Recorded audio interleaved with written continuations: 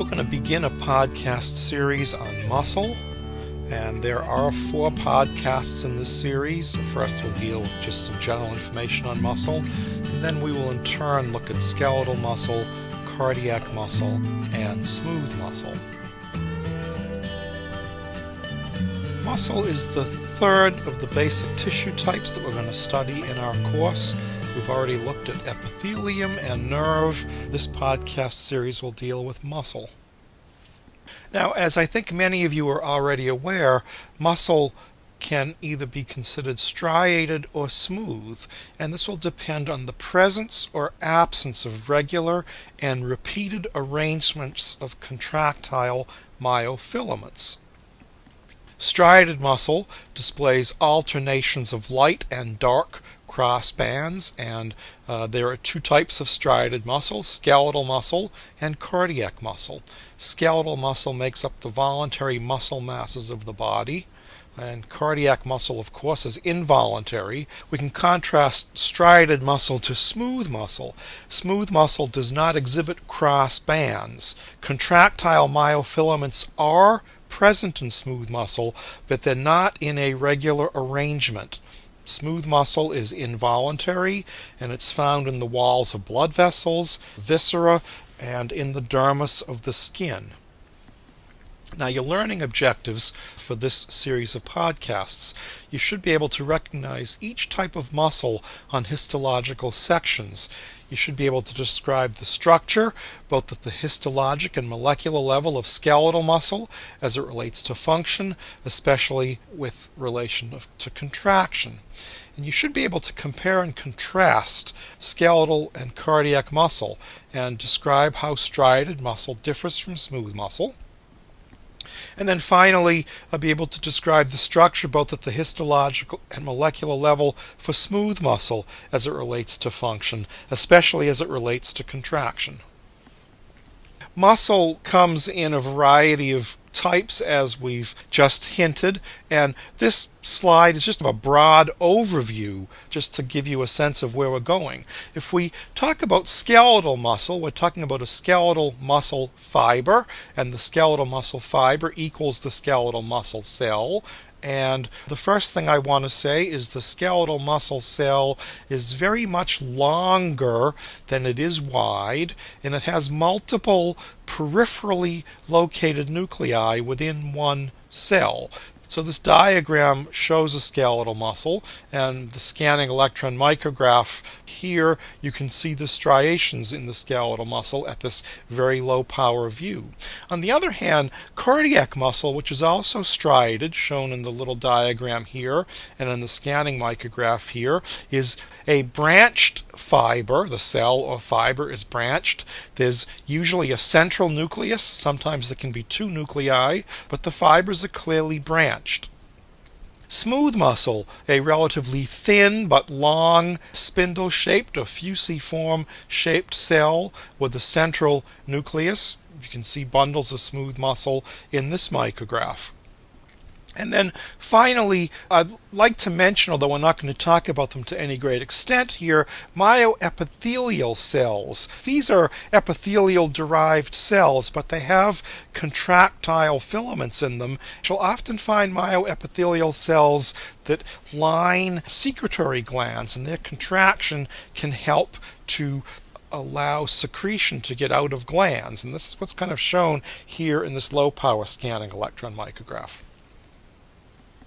Muscle is derived from mesoderm. Cardiac muscle comes from the splanchnopleuric mesoderm. Smooth muscle comes from the splanchnic and somatic mesoderm, and skeletal muscle comes from the somatic mesoderm.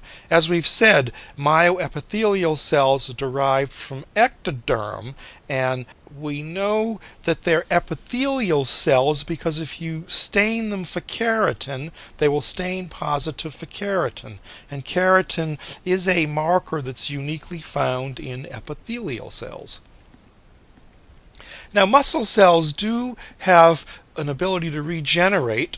Skeletal muscle cells don't divide. Skeletal muscle cells can regenerate because there's a population of cells that are called satellite cells. These satellite cells can undergo hyperplasia. Satellite cells are undifferentiated myoblasts. These are stem cells, and they are enveloped by the endomysium, and it is very difficult to distinguish satellite cells in skeletal muscle histologically. We'll talk about what endomysium means in a later podcast. Skeletal muscle also can undergo hypertrophy, that is, the cell mass of skeletal muscles can increase, like for example in bodybuilding, muscle cells get bigger as the muscles get bigger. Satellite cells might also fuse with muscle fibers. There may be myogenic stem cells for skeletal muscle that can be isolated from the bone marrow. This is cutting edge in stem cell research as far as the ability of skeletal muscle cells to regenerate. Cardiac muscle cells usually cannot regenerate. Damaged cardiac muscle cells are generally replaced with fibrous connective tissue. Smooth muscle cells, on the other hand, retain mitotic activity throughout an organism's life, and they can regenerate following an injury. And in certain organs, smooth muscle cells can show marked hyperplasia, that is, they can show fairly significant cell division. So, for example, the number of smooth muscle cells increases dramatically in the uterus during pregnancy. And hyperplasia of smooth muscle may be a long-term sequelae of different metabolic diseases. This is just an image, and what's shown here is a satellite cell. The staining is done with an antibody to muscle cadherin to point out that here is a satellite cell. This is a skeletal muscle fiber, and all these bluish green structures would be the multiple peripherally located nuclei within the skeletal muscle fiber. But here is a satellite cell just to show you that they can be visualized with special stains. As we said, satellite cells in skeletal muscle can serve as stem cells, and they may lead to a limited amount of repair in injured skeletal muscle cells, but there's a limited population of satellite cells. So if you have a very significant muscular disease like muscular dystrophy, the satellite cells are not able to keep up with the demand to generate new muscle cells. You might imagine there's continual cell division. There may be loss of telomeres in the satellite cells. Eventually the satellite cells lose their ability to divide.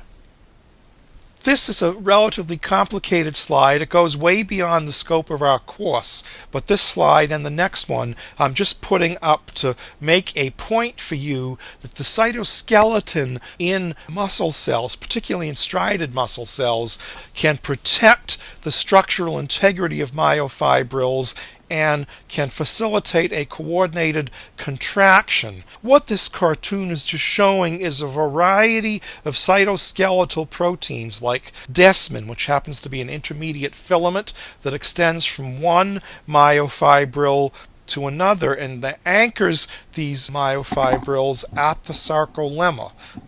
Turns out that the desmin encircles the Z-disc of each sarcomere, and then the desmin will insert into specialized sarcolemma attachment points called costomeres, and this helps to hold the contractile myofibrils in register as the muscle cells are contracting. You'll recognize other cytoskeletal proteins like alpha-actinin and actin, plectin, and various crystallins. And again, this is way beyond the scope of the course, and this slide is even more complicated and again beyond the scope of the course, but I just want to put it up to make a point for you that mutations in the genes that code for some of the structural proteins within muscle cells can be associated with a variety of myopathies in muscles. So the interaction of skeletal muscle contractile proteins with various cytoskeletal proteins and membrane proteins is really significant for the function of muscle. Here is a table that I think would be useful as you study and try to consolidate what you know about muscle cells. And what we're looking at is just some general features of skeletal muscle, cardiac muscle, and smooth muscle. Skeletal muscle are long, very much longer cells than they are wide. They have striations on them.